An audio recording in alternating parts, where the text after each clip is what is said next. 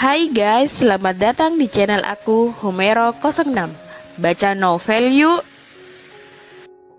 Dukung channel ini ya dengan cara klik subscribe dan jangan lupa like, komen, dan share sebanyak-banyaknya ke teman kalian ya.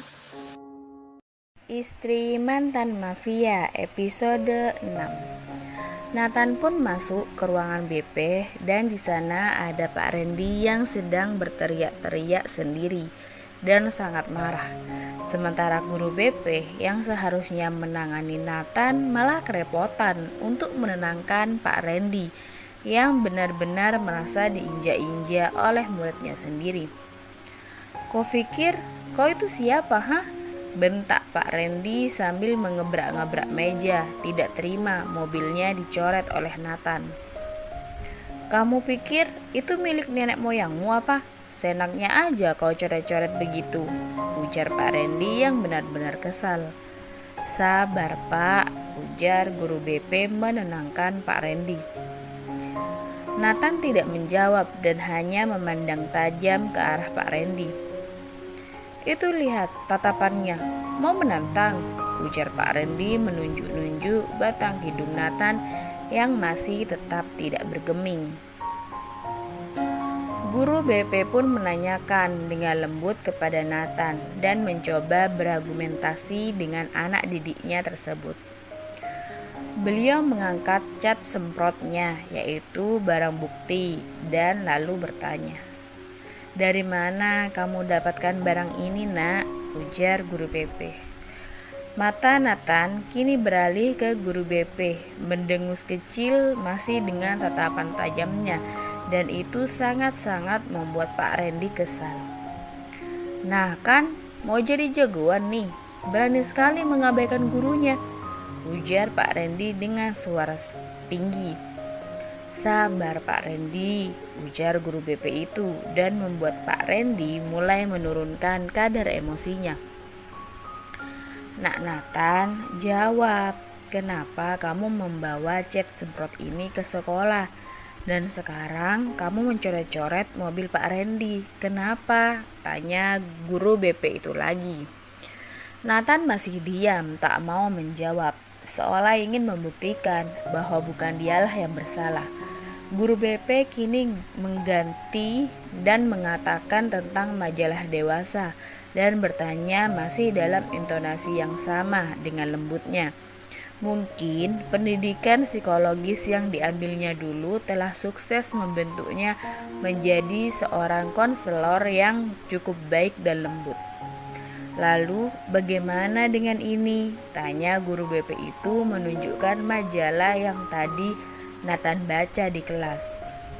"Ini bukan buku pelajaran, Nak, jadi tidak sepantasnya kamu membawanya, iya kan?" sambung guru BP itu. "Saya meminjamnya, Pak," ujar Nathan menyela. Meskipun begitu, suaranya terdengar dingin dan datar. Pak Randy mencibir, tak percaya. "Siapa? Kau meminjamnya dari siapa?" Suara itu masih tenang dan datar. Nathan bungkam lagi dan membuat Pak Randy kembali naik pitam. Guru ekonomi itu memukul lututnya sendiri dengan geram dan menunjuk ke arah Nathan. Lihat kan, dia ini memang tidak bisa dididik. Semuanya sendiri, sok hebat," ujar Pak Randy. Tiba-tiba ada suara ketukan pintu. "Tok tok tok, permisi," ujar seseorang yang masuk ketika Pak Randy marah-marah. Semua pun menoleh dan gelisah. Ibunya Nathan datang untuk yang kedua kalinya.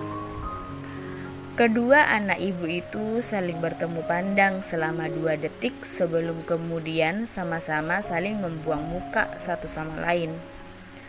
Nathan mendengus kesal dan mengalihkan pandangan ke luar jendela, sementara ibunya sendiri menyalami dua guru itu dengan formal. Terlalu sopan bagi Nathan.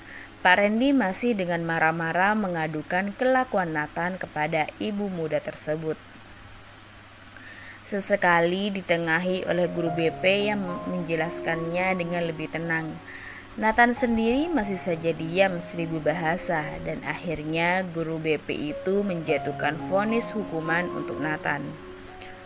Mungkin sebaiknya Nathan belajar di rumah dulu ya untuk 3 hari ke depan.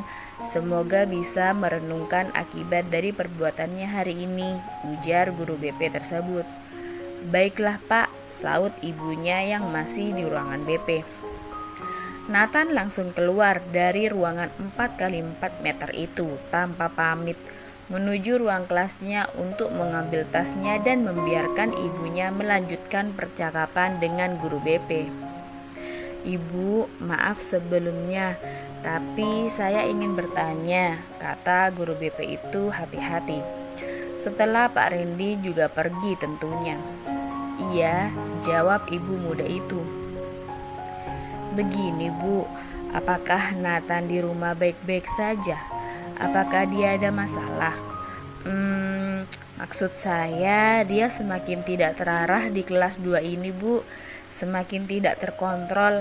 Padahal baru 4 hari yang lalu dia ketahuan merokok di halaman belakang.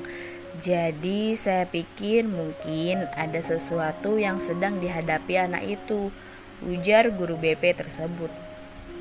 Sontak saja, ibunya sedikit tersentak kaget mendengar pertanyaan tersebut. Ia menelan ludah. Tidak ada apa-apa, kami selama ini baik-baik saja. Anak saya memang sejak kecil sudah nakal, hehehe. Jawab ibu Nathan memaksakan untuk tertawa. Iya, saya tahu, remaja memang seperti itu. Tapi Nathan tidak seperti siswa yang lainnya Bu. Dia tidak terlalu sering terlihat mengobrol dengan temannya dan cenderung melakukan semuanya sendiri, seperti yang baru saja ini contohnya. Nathan juga sulit untuk dikorek informasinya. Bisa jadi itu karena dia tidak nyaman dengan orang lain. Jadi, Ibu bisakah Anda mengajaknya berbicara empat mata, pelan-pelan saja, karena sepertinya ada sesuatu yang disembunyikan Nathan, seperti ada sesuatu yang coba dia tahan akhir ini, ujar sang guru itu. Ibunya hanya diam, tertegun dan tertohok oleh guru itu, kemudian mengangguk dengan cepat. Ibu Nathan menangisi buku kehadiran orang tua.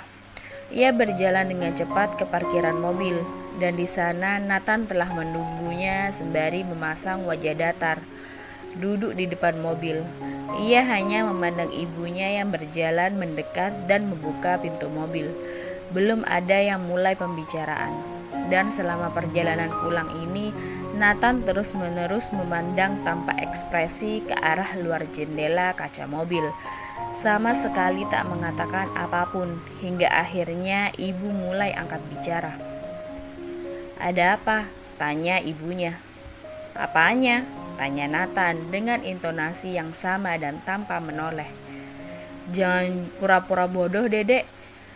Kenapa kamu berani-beraninya mencoret-coret mobil gurumu itu? Benar-benar ibu tidak tahu jalan pikiranmu, ujar ibunya sedikit menahan geram dengan menyalakan rokoknya. Asap rokok yang dihembuskan lewat mulut dan kedua celah lubang hidungnya memenuhi mobil hingga sejenak ke dalam paru-paru Nathan. Aku juga gak tahu jalan pikiran ibu, ujar Nathan. Lagi-lagi ibunya ternganga mendengar jawaban anaknya itu.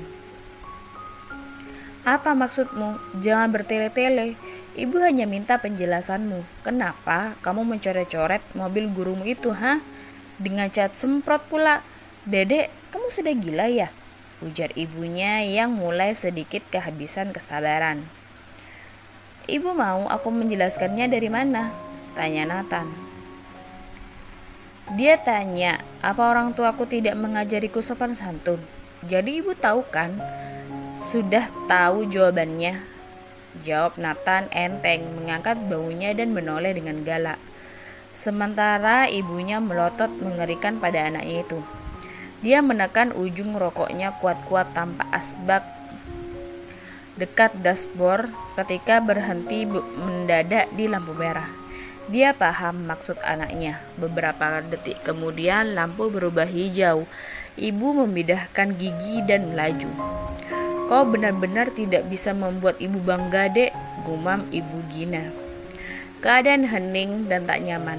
Ibu masih bergumam tak jelas sambil menutup mulut dengan punggung tangannya, hingga akhirnya Nathan menangkap separuh kata-kata ibunya.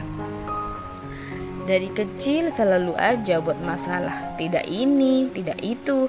Salah aku juga sih. Aku yang salah. Dia terlahir karena kesalahanku," gumam ibunya. Kemudian Nathan merasa ada banyak tombak tajam yang menusuk hatinya seketika itu juga, tatkala mendengar gumaman pelan yang terlontar dari bibir ibunya. Ubun-ubun dan matanya yang terasa begitu panas, kerongkongannya kering, dan ada yang bergejolak di dadanya. Wajahnya memerah keunguan dan rahangnya turut mengeras. Sebegitu menyesalkah ibunya telah melahirkan dirinya? Sebegitu menyesalkah ibunya telah memiliki dirinya selama 17 tahun ini? "Kalau begitu, kenapa ibu tidak mengaborsiku saja dulu?" ujar Nathan dengan dingin. Ibunya terkejut mendengarnya. "Apa? Aku selalu buat ibu susah kan? Kenapa? Dulu ibu tidak bunuh aja aku sebelum aku lahir selamanya," ujar Nathan tepat ketika mereka sudah berbelok dan sampai di pekarangan rumah.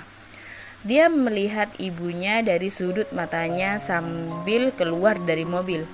"Aku juga tidak pernah meminta dilahirkan oleh ibu," teriak Nathan menekankan setiap suku katanya.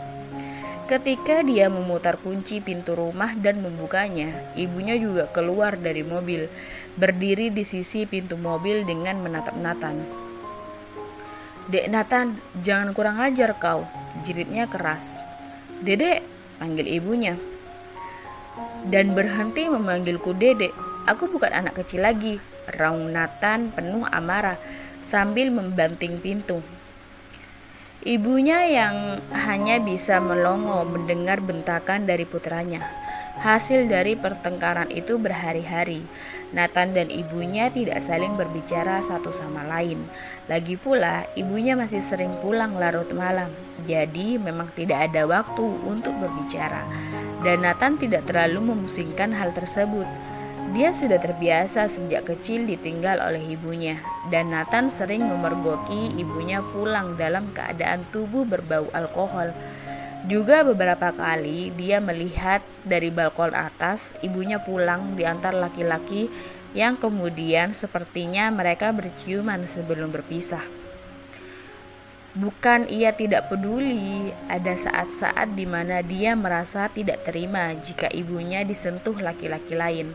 Namun berusaha untuk tidak ikut campur karena jika dia ada di posisi ibunya dipergoki oleh anaknya sendiri adalah hal yang memalukan.